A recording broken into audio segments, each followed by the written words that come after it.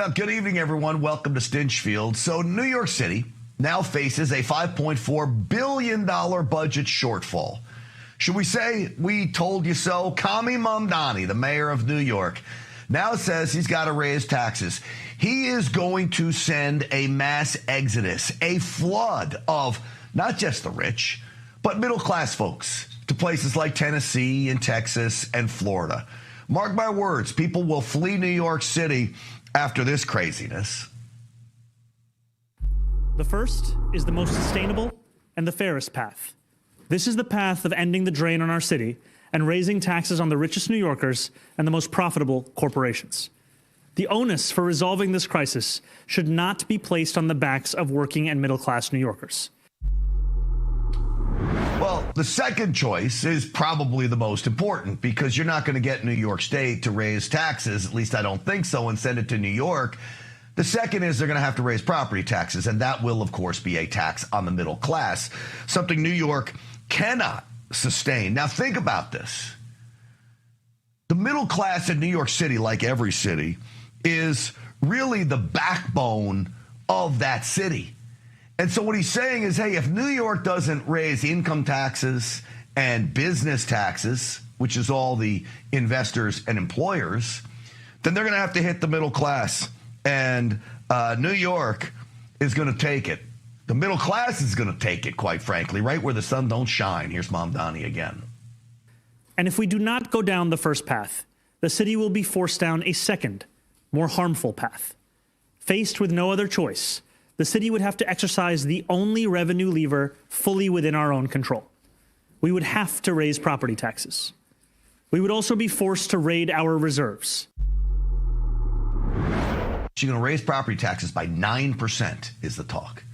You're going to raid the reserves over $1 billion, their rainy day funds. Now, why is this happening? You know that liberals, especially communists/socialists, love to spend money. Well, the last budget was about $118 billion for New York City. This new budget under Mamdani is $127 billion. That means a $9 billion increase. Now, if you are broke, why are you increasing spending? I understand governments across the country, including our own federal government, has a real hard time with not increasing spending when you are broke. But $9 billion, you can't find something to cut. Instead, you have to raise taxes on the middle class? Here's Kevin O'Leary. This is bat poo-poo crazy, what he is proposing. And probably sometime next year, within 12 to 18 months, I will meet him in Miami and give him Real Estate Agent of the Year award. Because I'm not happy with what's happening. I can't get across the bridge anymore. I live in Miami Beach. Everybody from New York and New Jersey and Massachusetts is moving into my neighborhood. I'm pissed off. And this guy's just doing more of it. What he's proposing is beyond insane, but I love it. Well, it means more business, more people in the states like Florida and Texas and Tennessee, as I mentioned. You talked about bridges. You want to know why else people will leave New York? I think it's like $18 to cross the Verrazano Bridge or the George Washington Bridge these days. $18. How is that sustainable? The bottom line is it's not. And when you talk about taxes, there is no good demographic to tax. If you tax the rich and or businesses, you're taxing employers and those that invest and create new jobs. That's not a good idea.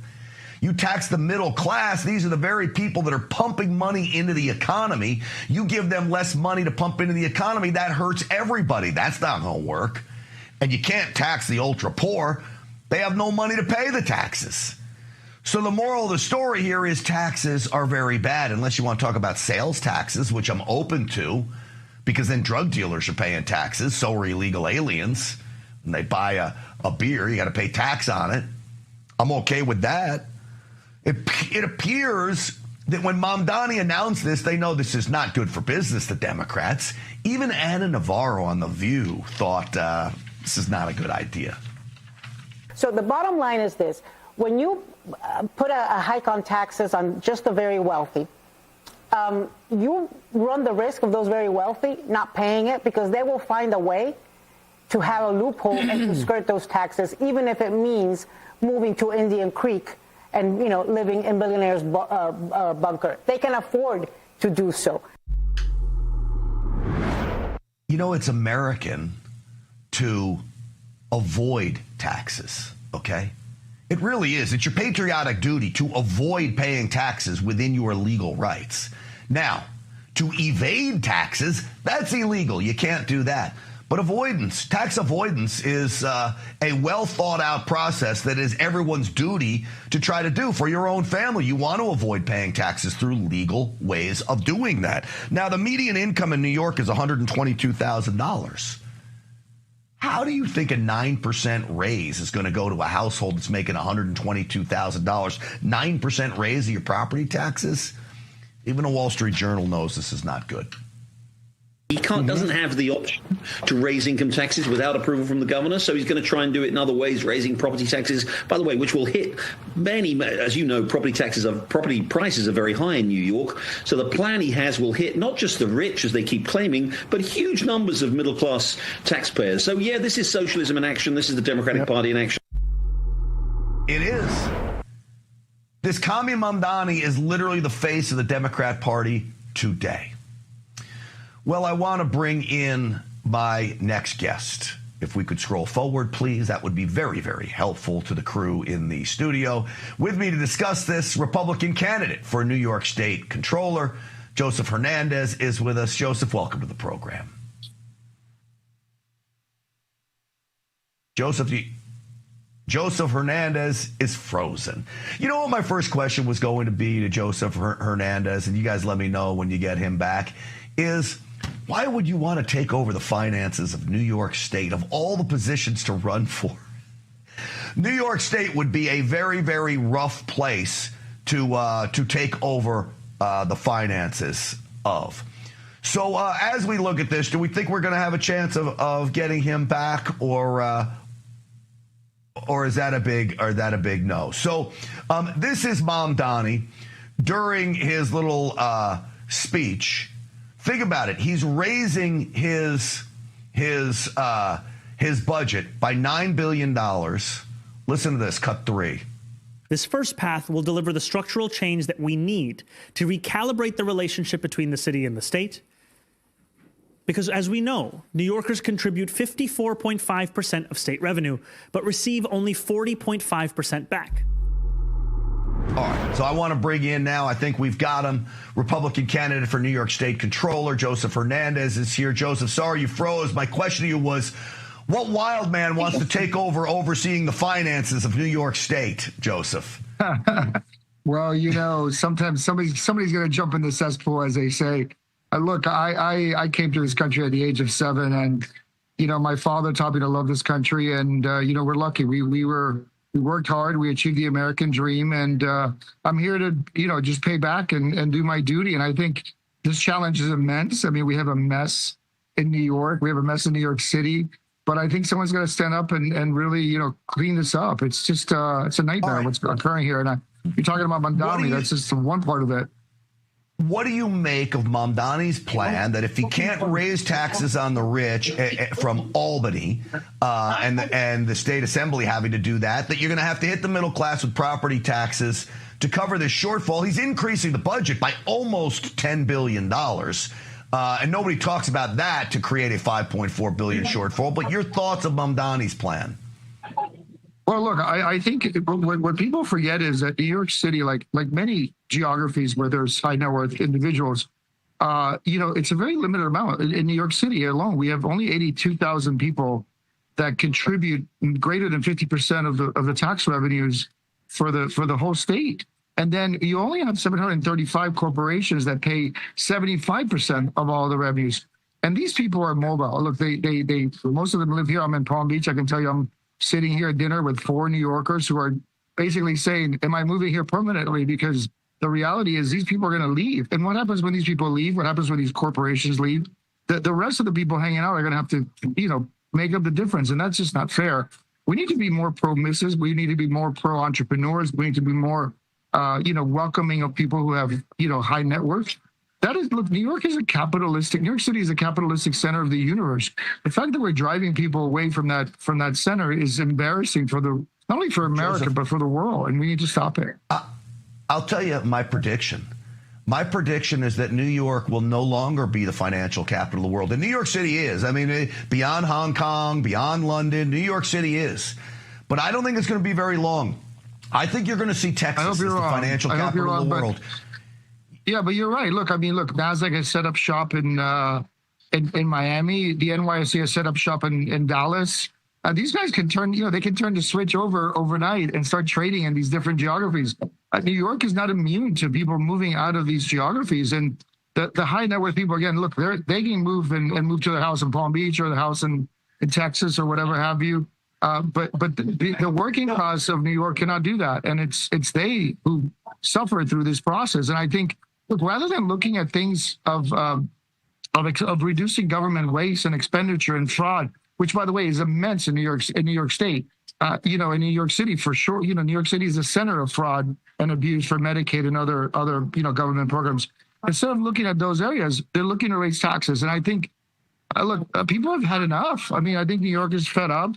We are the most abused citizens, the most abused tax base in all of America. And I think we just had enough. And I hope this is the turning point for that state, because you're right, we're in trouble. Otherwise, we're going to lose everything that we built for the last 200 years or so.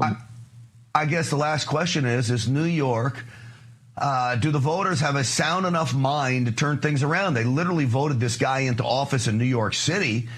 Can they get help at an Albany level from a guy like you in the controller's office, Joseph? Well, look, I think the good messaging is, or the good story here, the silver lining is that there is logic and common sense in New Yorkers. You're going to have your left-wing crazies that are always going to be just out of the norm, out of the reality world.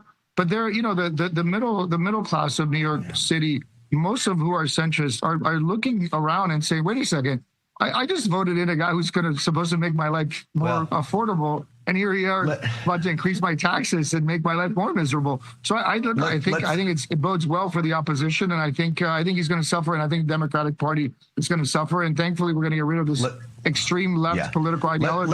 Let's hope, Joseph, in the end, let's hope that this will be a lesson for those in New York. Joseph Hernandez, I appreciate you coming on, and hopefully this will be a catalyst to catapulting people like you into office. Thank you, Joseph.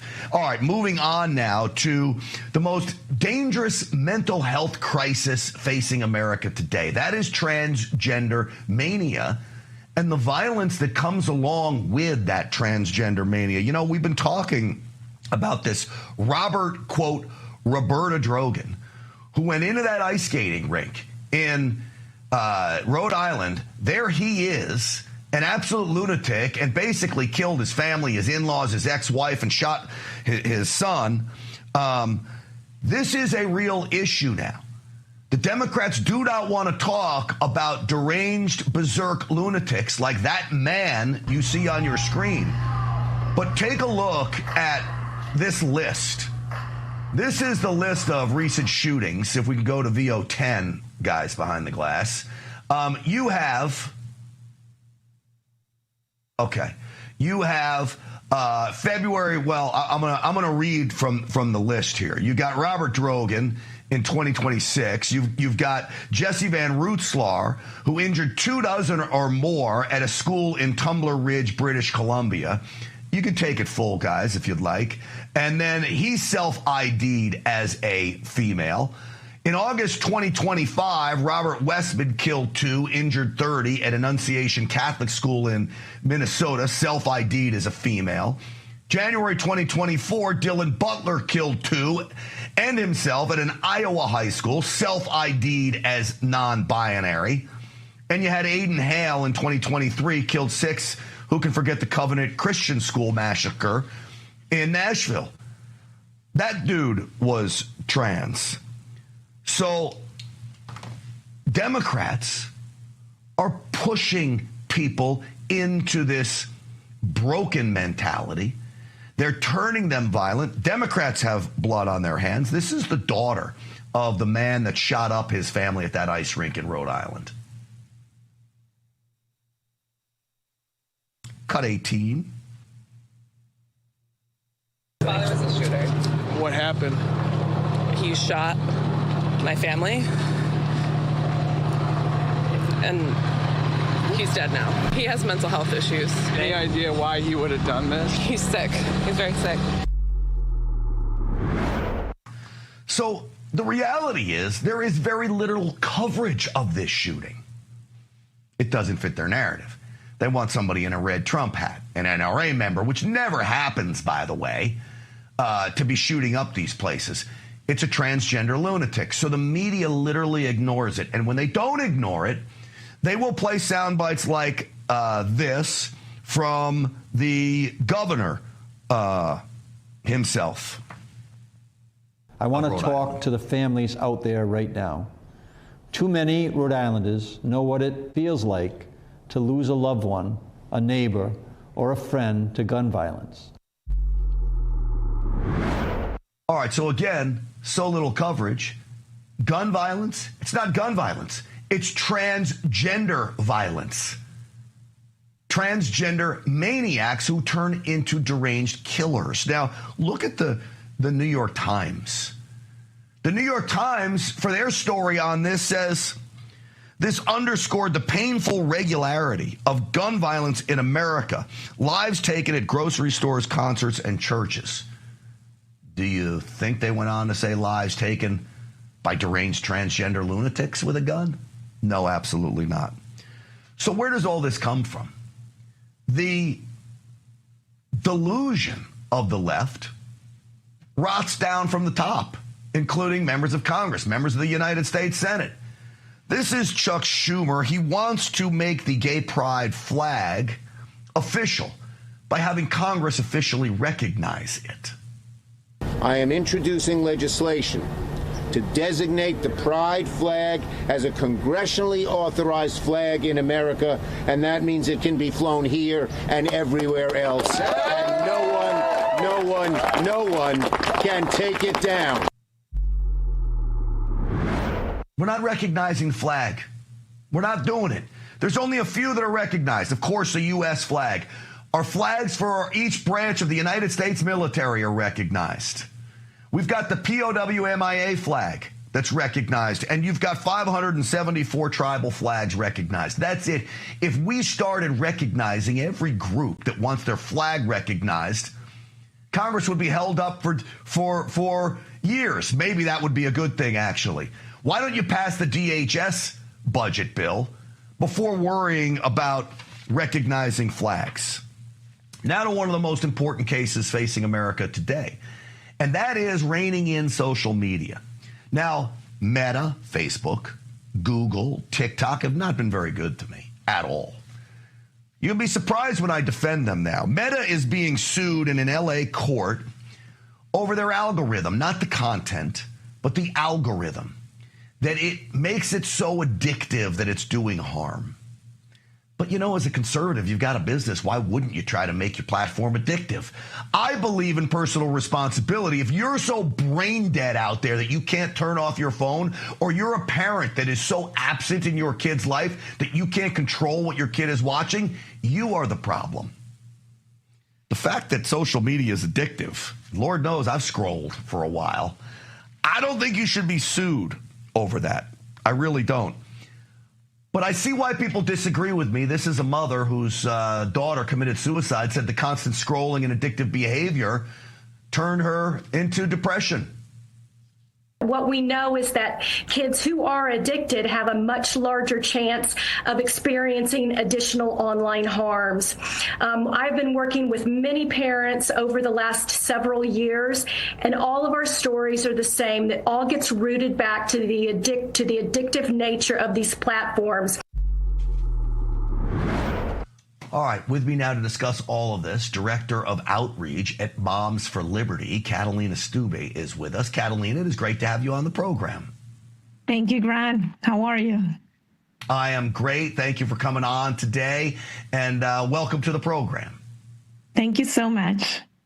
All right, so what do you make of my assessment? I really am a personal responsibility guy here. Your thoughts on this, because I'm sure Moms for Liberty would love to rein in the addictiveness of social media. Absolutely. We are more involved than never before. And we all know that Instagram, Facebook, VR MetaQuest, and all the rest are specifically designed to hook children and adults, feeding them with endless scrolls, likes, comparison, and that obviously are destroying their mental health.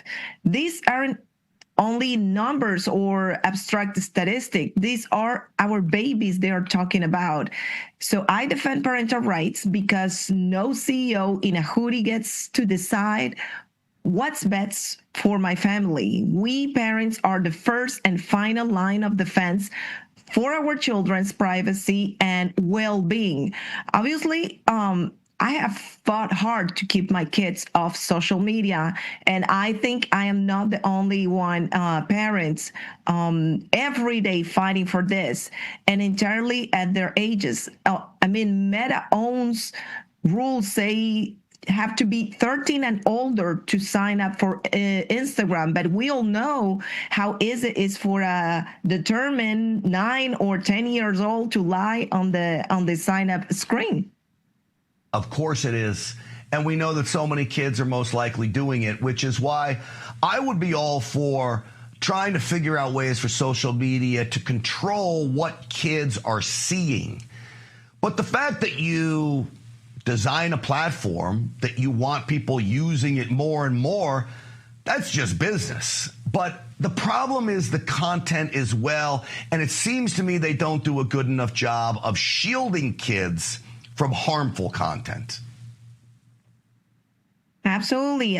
This excessive exposure harms developing brains. We all know that the brain develops until 25 years old. So specifically before age 13, when kids lack of the maturity to handle it. And however, we all say it is the responsibility of the parents to direct our children in this digital world. No Zuckerberg, not the government, not the tech companies who profit, of course, from the addiction. We have to God-given right and duty to protect our kids' privacy, guard their innocent eyes and hearts, and teach them real-life skills instead of scrolling validation. Of course, parental rights mean I get to say no without apology. It means demanding transparency for big tech instead of letting them shift the blame. So I think the real power is in our homes. I agree with you. This is why I love having you on. You and I think so much alike, and personal responsibility comes down to everything, and people want to shirk their responsibilities, especially with their kids, too. Catalina Stuve, it's so great to have you on the program. Where can people find you? momsforliberty.org, and myself, Cata Stuve, on Instagram or all the platforms. Awesome. Thank you for coming on. Good to see you. Thank you, Grant. All right, folks, let's talk Medicare, because a lot of folks aren't getting the full story. Most Medicare agents push Medicare Advantage plans, even when they're not right for you. Why? Because that's where the money is for them. But seniors are paying the price. That's what makes Chapter different. They walk you through original Medicare, Medigap, Medicare Advantage, and Part D with the pros and the cons all laid out so you can make the right call for your health needs. If you're on Medicare or will be soon, call 843-MED-HELP to learn about enrollment options and find ways to save. It's free, it's quick, and they can review your options in under 20 minutes. Most people wish they would have called sooner. All right, Republicans lead polling in California's race for governor, but we know the Democrat machine will not let that happen much longer. We talk about it next.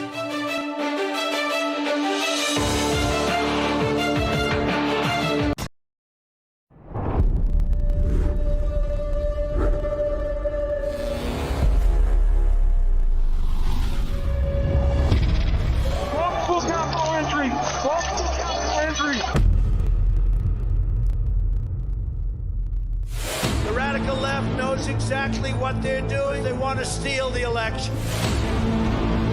We're going to walk down Pennsylvania Avenue, and we're going to the Capitol, they need to take back our country. Events in Washington have taken a violent and tumultuous turn.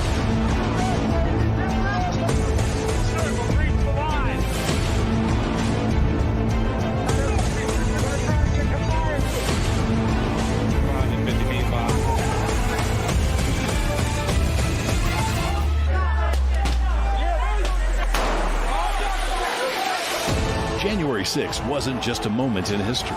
For thousands of Americans, it was the moment their voices were taken. It's insurrection. They were persecuted, hunted. Seditious conspiracy. But behind prison walls, something unexpected happened. They found their voice again. Started singing the national anthem. We took it up to him in Mar-a-Lago. He goes, I'll put my voice on it. Our supporters made this go platinum. Real America's Voice is telling the real story of January 6th like you've never seen it before. Everybody, this must be peaceful. This is not the story you were shown. I take responsibility. This is the story they live. Government entrapment scheme that this actually was. The J6 Patriots are no longer staying silent. They are speaking, they are standing, and they are telling the truth. You can't kill us. You can't beat us. Scan the QR code or visit RealAmericasVoice.com. Real America's Voice presents The Sleeping Giant. Available now. Welcome to Real America's Voice Real Minute. Your quick look at the powerful stories of faith and freedom, inspiring audiences across the nation. Angel Studios presents. I'm Bo Davidson with your Real America's Voice Real Minute. Did you ever wonder what truly happened in the COVID-19 pandemic and whether Anthony Fauci would ever be held accountable? I think we all have. Filmmaker Jenner First has an upcoming documentary that searches for truth, transparency, and accountability called Thank You, Dr. Fauci. Governments lie. Anthony Fauci put everyone on the planet at risk without their consent. It's beyond suspicious. Research caused a pandemic, killed 20 million, and cost $25 trillion. Fauci would prefer a lie. Public trust, national health, and global security are at stake as this documentary digs through thousands of pages of documents and interviews with former officials.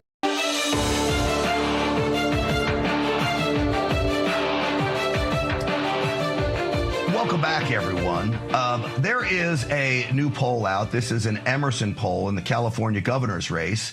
It's a tad different than the poll I saw. I saw a poll with 2 Republicans in the lead.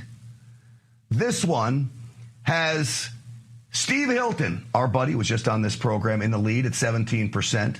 Swalwell at 14%, and Chad Bianco at 14%. And then Katie Porter, the woman who threw mashed potatoes on her husband, at 10%. Now, Sheriff Bianco is a Republican. You've got basically 2 Republicans, 1 and 2. But let me sound an alarm here. California runs a jungle primary, which means it's not a Democrat primary and a Republican primary. It's everybody. And the top 2 vote getters go to the general election. You could have 2 Democrats, which often happens in California, as you can imagine. You could have 2 Republicans. A lot of people are saying that's the only way we can win if we get Hilton and Bianco into the general. It's great, but I'm here to tell you it's a pipe dream. It's too early in this race to figure this out. And the Democrat machine in California is so powerful, it will never let that happen. I want to bring in to discuss this host of the Morning Answer. My good friend, Jennifer Horn, is with us. Jennifer, welcome to the program. Hi, great to be with you. All right, Jennifer, you truthfully, I will give you props, are usually better at assessing the California political landscape than I am. I learn from you, which is why I have you come on. Well, it's true. Do you agree with me on this assessment, or is it better to try to get the top 2 Republicans into the final general election? If we're all drinking happy juice, of course, it is better to get the Republicans into the general, because then you're going to have 2 Republicans to choose from. But it is highly unlikely. And I also hate to say, because I really do love both of these candidates that are in the race, that it's also almost impossible to get a Republican to beat a Democrat in a general election. So I would love to see 2 Republicans, because then we're a shoo-in for something that's better than what we have today. But I went to ChatGPT, Grant, because I knew we were going to be talking about this. And AI knows everything, right? Way smarter than we are. The robots, it's, we're going to be drooling in a bucket in a matter of years. Right. So I went to ChatGPT and I asked the odds of a Republican winning the California governor's race. The odds were not likely, not impossible, but not likely. 20% odds that a Republican can win the primary. I asked, what are the odds that 2 Republicans advance to the general election? And the odds were -10 to -20%. Wow. Okay. Almost zero. And that's because even AI is smart enough to know that the Democrat machine in California will just not let that happen. They will put their power behind somebody, whether it's the mashed potato thrower or it's the poet laureate of Campbell, California, and Eric Swalwell, and they will make that person move ahead, even if they aren't happy with who that candidate is. So then if that's true, at -10%, in my mind, you've got to get down to 1 candidate, and you've got to throw everything you've got at that candidate. And that really right now is money. You can't have 2 candidates taking votes, and you can't have 2 candidates taking money as far as Republicans go, especially in California, Jen. Yeah, what's really interesting, if you look at the latest polls, the Republicans really have been dominating. The latest interactive poll shows Chad Bianco in first place with 20% of the vote. The latest Emerson College poll shows that Steve Hilton is in first place with 17%.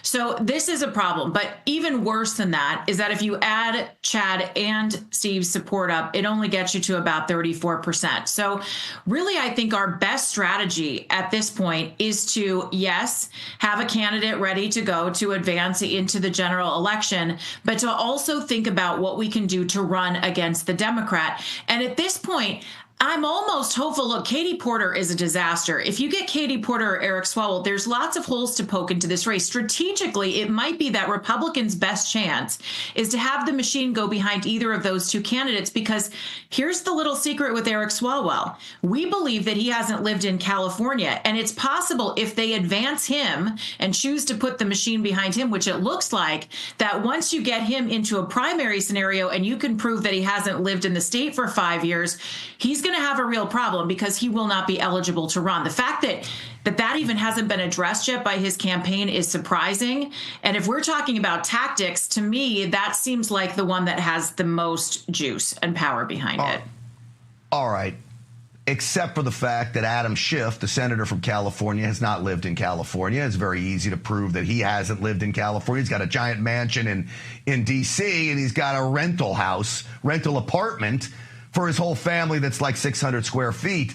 The courts have already looked at there's no court in California is going to throw out Eric Swalwell if he's the guy.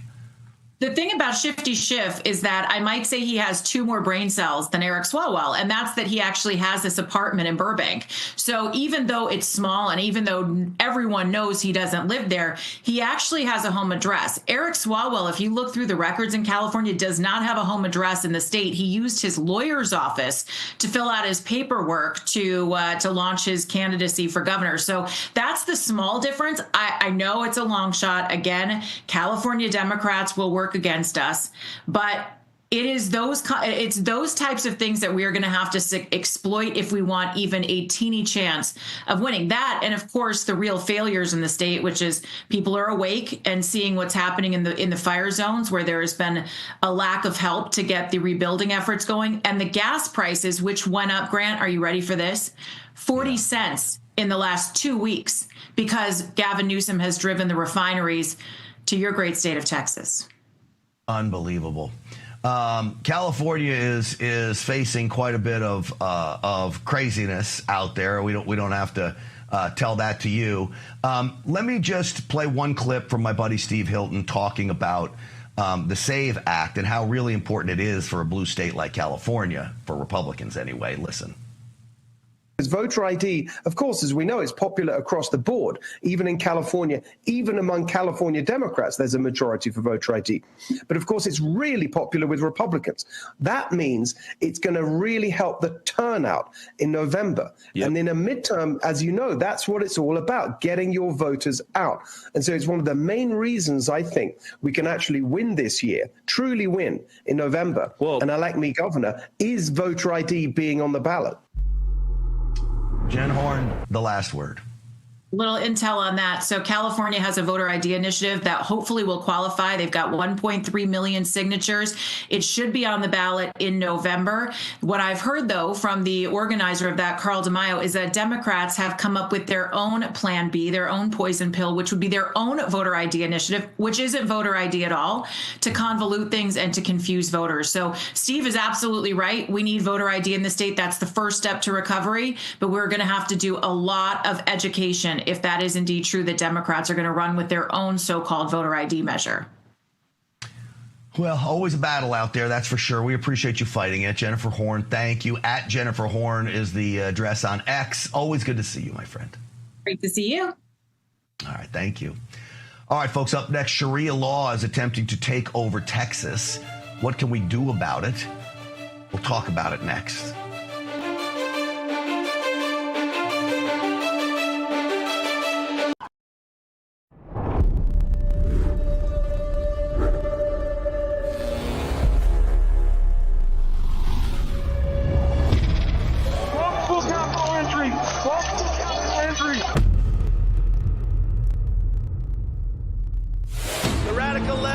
Exactly what they're doing. They want to steal the election.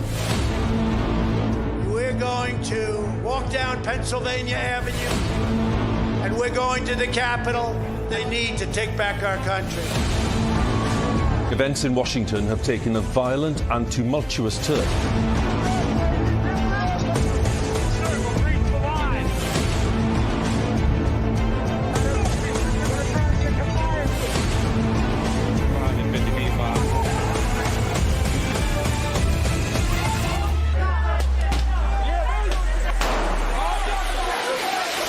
January 6th wasn't just a moment in history. For thousands of Americans, it was the moment their voices were taken. It's insurrection. They were persecuted, hunted. Seditious conspiracy. But behind prison walls, something unexpected happened. They found their voice again. Started singing the national anthem. We took it up to him at Mar-a-Lago. He goes, I'll put my voice on it. Our supporters made this go platinum. Real America's Voice is telling the real story of January 6th like you've never seen it before. Everybody, this must be peaceful. This is not the story you were shown. I take responsibility. This is the story they live. Government entrapment scheme that this actually was. The J6 Patriots are no longer staying silent. They are speaking, they are standing, and they are telling the truth.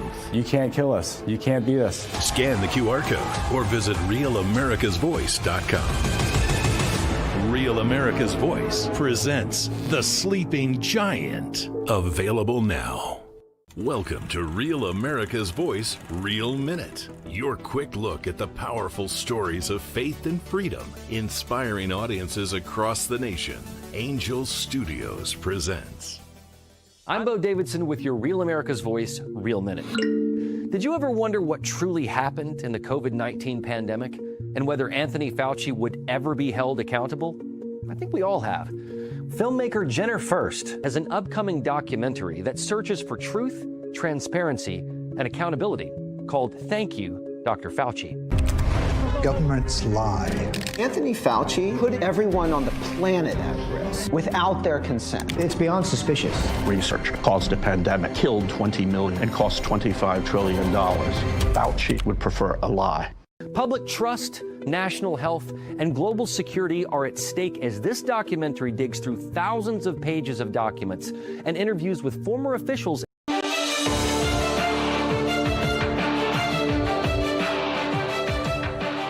Welcome back, everyone. I'm going to return now to a story that is very important to America, and that is pushing back against the Islamization of America. The Islamization of America is very, very real. If you don't believe me, just listen to them. This is an imam in Georgia. There's an article, hate mongers, Islamophobia, Islamophobic people who don't wish to have Islam here in America are doing their utmost for both nationally and internationally, trying to put out the light of Islam. Talk about Christians trying to put out the light of Islam. Well, yes, in many respects, not because we don't welcome other religions, but we don't welcome religions that want to institute their own laws and usurp the United States of America. We don't want to welcome people coming to this country that tell us Islam will be in every school, every business, every home across America. That is what they are dictating. Now, Randy Fine is a congressman from Texas. This is what he declared. I made a big deal because one of Mamdani's key supporters just called for all dogs in New York to be killed because they're not Sharia compliant. And we need to say that's not okay. There are 57 countries in the world where you can live under Sharia. If you want that, go to them. Right. But America is not going to be the 58th. Well, it can't be. And there is a huge groundswell of support pushing back against the Islamization of Texas and America. And speaking of Texas, I want to bring in now retired U.S. Army Lieutenant Colonel, Special Forces Green Beret, and Republican candidate for governor of Texas, running against Greg Abbott in the primary. Doc Pete Chambers is with us. Doc, it's great to have you on the program. Good to be on. Good to be on with you, brother. I'm sitting here in Austin on a rooftop and just enjoying it. We got a little break after San Angelo this morning, and we'll be moving back to Amarillo tomorrow. Well, Colonel, everybody knows you're a firebrand when it comes to conservatism. Your thoughts on this Islam really making a real run to try to take over this state? So what you see is with that last clip that you played, there's a dialectic that takes place, and the far left is going to use that to destabilize and disenfranchise us. We need to focus on the thing that's the problem. The problem is framing Sharia law as a legal system. Right? It's incompatible with our Texas state constitution, the U.S. Constitution. We've got 2 Sharia courts in Dallas-Fort Worth area alone, about 4 hours north of us. So with that being said, the current governor has written some strongly worded letters. Now, as a guy that used to work for him for 8 years in the Texas National Guard, I can say this, that the strongly worded letters without authorities lead to nothing. And that's the bottom line up front. All right. So strongly worded letters, nobody really listens to them. Legislation, right, you try to get them to listen to, but, at least you got some teeth with it. What should we be doing? What do you do if you become governor?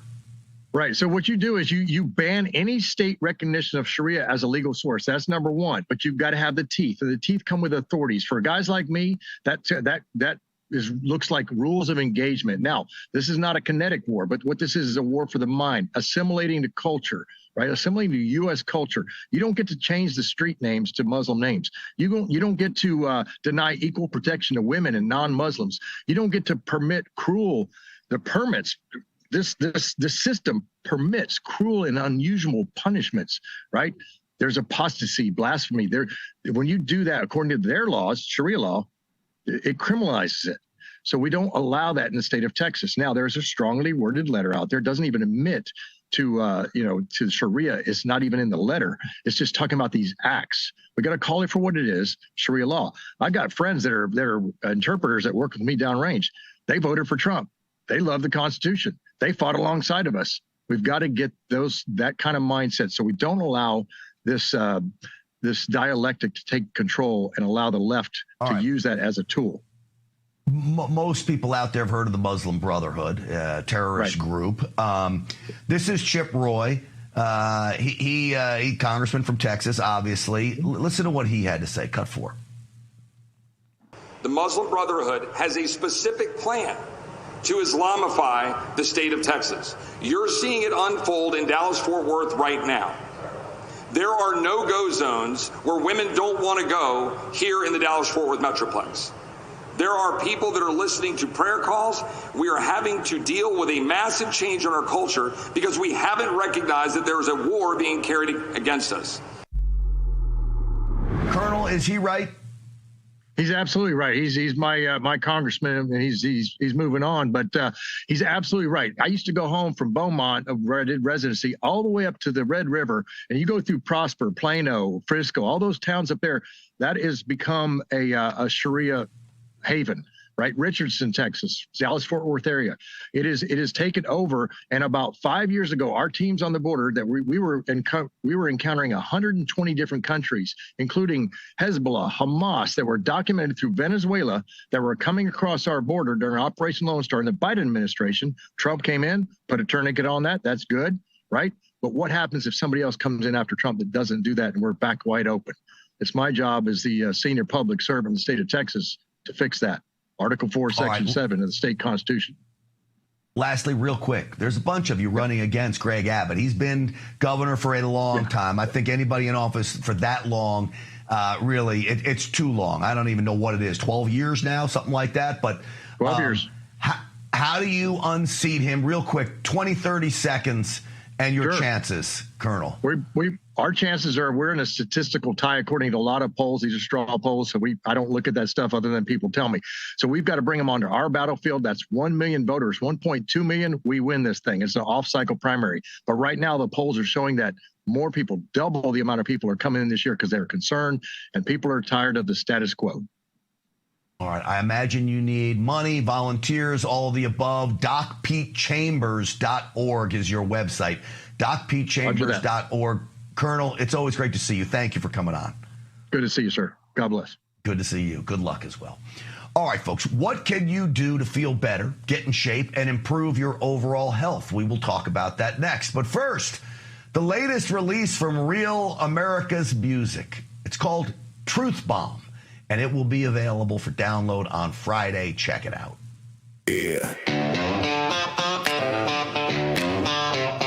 They feed you headlines, cut the frame, say it loud enough, call it fact. Change the words, dodge the blame, sell the lie, then double back. From Real America's Music, the label that brought you Anthem of the Free, The Boss, and Somali Wall, comes a brand new anthem built for a distrustful age. Truth Bomb by the Truth Bombers. Talks about distrust of institutions, media manipulation, shifting government narratives, big tech censorship, cancel culture, and ideological silencing. The culture needs a truth bomb, and this track delivers. Pre-save it now. Scan the QR code or search Truth Bomb by the Truth Bombers on iTunes. We've broken records before. Let's do it again together.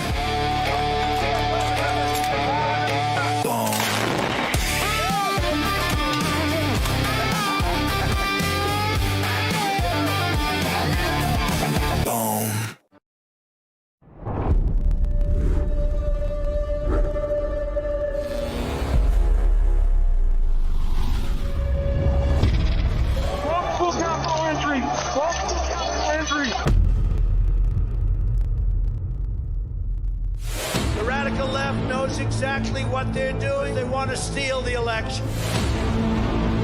We're going to walk down Pennsylvania Avenue, and we're going to the Capitol. They need to take back our country. Events in Washington have taken a violent and tumultuous turn.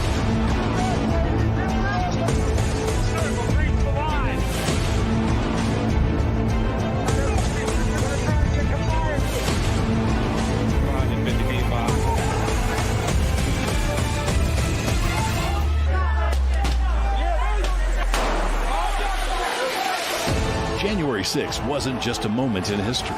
For thousands of Americans, it was the moment their voices were taken. It's insurrection. They were persecuted, hunted. Seditious conspiracy. But behind prison walls, something unexpected happened. They found their voice again. Started singing the national anthem. We took it up to him at Mar-a-Lago. He goes, I'll put my voice on it. Our supporters made this go platinum. Real America's Voice is telling the real story of January 6th, like you've never seen it before. Everybody, this must be peaceful. This is not the story you were shown.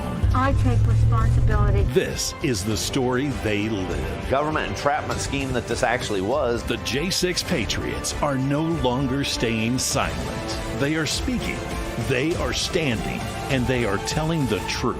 You can't kill us. You can't beat us. Scan the QR code or visit RealAmericasVoice.com. Real America's Voice presents The Sleeping Giant. Available now. Welcome to Real America's Voice Real Minute. Your quick look at the powerful stories of faith and freedom, inspiring audiences across the nation. Angel Studios presents. I'm Bo Davidson with your Real America's Voice Real Minute. Did you ever wonder what truly happened in the COVID-19 pandemic and whether Anthony Fauci would ever be held accountable? I think we all have. Filmmaker Jenner First has an upcoming documentary that searches for truth, transparency, and accountability called Thank You, Dr. Fauci. Governments lie. Anthony Fauci put everyone on the planet at risk without their consent. It's beyond suspicious. Research caused a pandemic, killed 20 million, and cost $25 trillion. Fauci would prefer a lie. Public trust, national health, and global security are at stake as this documentary digs through thousands of pages of documents and interviews with former officials.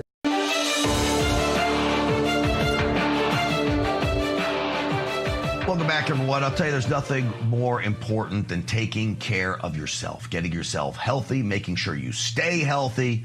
There are things that'll help you prevent from getting disease and illness, and there are things that'll help you get over things that you need to get over. I want to bring in now from Pure Health Research. He's a board-certified physician. Dr. Ian Tulberg is with us. Doc, it's great to have you on the program. Yeah, thanks so much, Grant. Good to see you again. Good to see you as well. So I love talking about Pure Health Research because you have helped so many of our Real America's Voice viewers, so many of Stinchfield's Army members. Why don't you tell me what you're focused on right now over there and what products people should be thinking about? Yeah, absolutely. You know, right now, we love to say, hey, we've got these 45 different products that we've got going that's just really going to help you, as you say, try to keep healthy. But here's the thing. We are always looking at adding these. And so it's coming down the pipe pretty soon that 45 number is actually going to go up pretty big. So I'll talk about really the first three or the top three. And a couple of these I actually take daily myself. So number one, our liver health formula. It's an absolutely wonderful product. It's our bestseller. 2 million bottles have been sold of that. And as you can tell, it really helps to support that thriving liver health. So can help decrease some of those fat deposits in the liver. You know, I'm nearly 50 and, you know, we get that little belly fat going on, and this can help decrease that, flush out some of those toxins to just get that energy level up so we can get to the gym and we can do what the Stitches Army is really needing to do, right? Next, that lymph system support. That's another wonderful one for those of us with a little bit of extra fluid in our lower legs, really our feet, our ankles. This can just help support that lymphatic system to try to bring up some of that fluid and get rid of that. It's just absolutely wonderful for those of us that unfortunately do sit around during the day before we can hit the gym or go for a walk.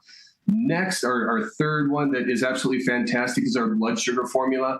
This might be one of the best, as you mentioned, trying to stay healthy. This is probably one of the best out there in order to do that. So it just helps to maintain that healthy blood sugar level. And so with blood sugar, you know, if you are dealing with cardiovascular issues, diabetes, these things are definitely going to help because it helps to just helps your vision, your kidneys, your circulatory system, just helps keep all of those really healthy. So overall, those are three wonderful products. Again, there's definitely more to come. So if you're already healthy, I like to think I'm pretty healthy. I'm 57 years old. All of these are good daily supplements to keep it that way, correct? Yeah, but let me ask you this, Grant. So how perfect is your diet? I mean, honestly. Yeah, it's not. It isn't perfect. Now, I've tried to cut sugar out of my diet. I drink a lot of water. I try to cut white flour out of my diet. But look, it's not perfect. I mean, you know, I'm going to have a cheeseburger every now and then. Exactly right. And there's actually a point to that is we don't even know what a perfect diet really consists of, but we know that there are these products out there and good natural products that can actually help support those body systems without throwing all kinds of, you know, GMOs, chemicals, fillers, preservatives. We've got that. And that's what Pure Health Research does. That's one of the main reasons I love them, because we can actually get out these wonderful products without all this extra garbage in there to help supplement some of those good things. So you and I both, I've got to say I've got a little bit of a sweet tooth in there, and I like to say I've got a pretty good diet, but my wife will tell you otherwise. But these things will just really help get you on the right track. Well, here's my testimonial. The reason I take your liver health formula is because my vice is Tito's on the rocks every night after this program. And so liver health formula, baby, every day. Buddy, I appreciate you coming on. I'm going to tell people how to find you guys. Thank you.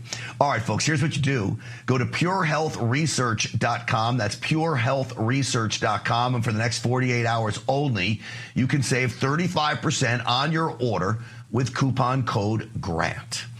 All right, fake news reporter asks the dumbest question in press briefing history. I can't wait to see this next.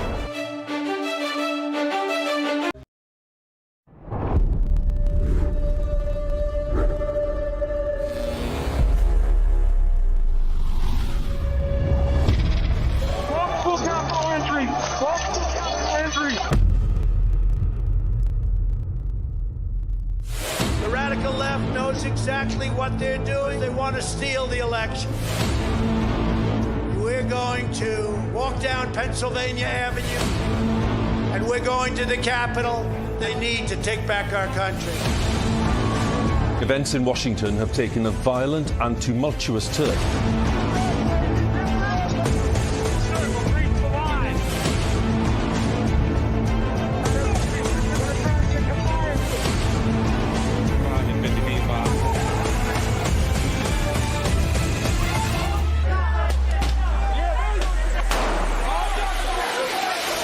January 6th wasn't just a moment in history. For thousands of Americans, it was the moment their voices were taken. It's insurrection. They were persecuted, hunted. Seditious conspiracy. But behind prison walls, something unexpected happened. They found their voice again. Started singing the national anthem. We took it up to him at Mar-a-Lago. He goes, I'll put my voice on it. Our supporters made this go platinum. Real America's Voice is telling the real story of January 6th like you've never seen it before. Everybody, this must be peaceful. This is not the story you were shown. I take responsibility. This is the story they live. Government entrapment scheme that this actually was. The J6 Patriots are no longer staying silent. They are speaking, they are standing, and they are telling the truth. You can't kill us. You can't beat us. Scan the QR code or visit RealAmericasVoice.com. Real America's Voice presents The Sleeping Giant. Available now. Through every storm, every moment of uncertainty, everybody needs to pray for Charlie Kirk right now. Rev has stood strong. We're not going to tolerate this stuff anymore. Turn that anger into motivation to save this nation. When we move together, there is power. The cries of this widow will echo like a battle cry. This is more than news. It's a movement. This revolution of people taking their countries back. A turning point. A chance to be part of something greater than yourself. Scan the QR code and stand with Rav. The story isn't over, and neither is your part in it. Step in, be counted, be heard. Together, we are Rav. We will achieve American greatness. And we are just getting started.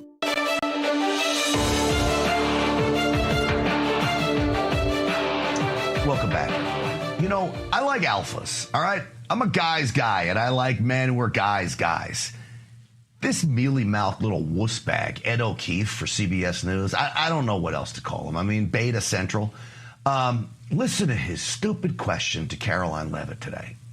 Where or when does the president believe he's been falsely called racist? You're kidding, right? No. I will pull you plethora of examples. I'm going to get my team in that room to